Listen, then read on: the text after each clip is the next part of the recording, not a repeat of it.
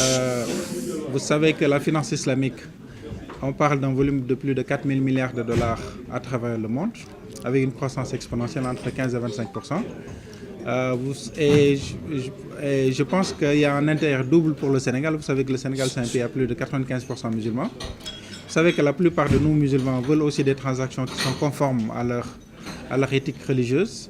Et vous savez que les banques conventionnelles satisfont le client, mais ne sont pas... la manière de procéder des banques conventionnelles ne sont pas conformes à la charia. Donc un des objectifs, c'est de donner aux Sénégalais, aux Africains en général, la possibilité de faire des transactions bancaires modernes, mais qui sont conformes à l'islam, à la religion.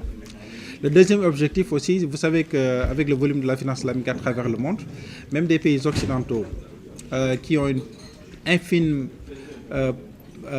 population musulmane se sont positionnés comme des hubs de la finance islamique à travers le monde. Je parle de Londres.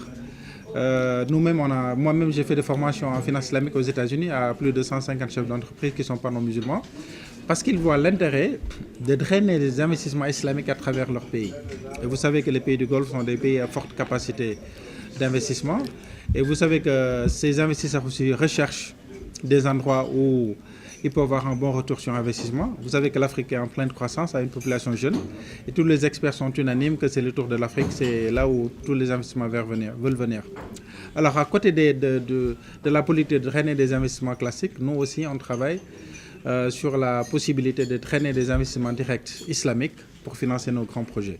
Donc, l'objet de ce forum, comme les quatre précédentes, c'est de mettre sur une même plateforme les plus grands experts de la finance islamique pour voir les voies et moyens d'installer une industrie forte de la finance islamique dans notre pays et dans la sous-région, parce que le Niger a une très bonne participation, et toute la sous-région, la Côte d'Ivoire aussi.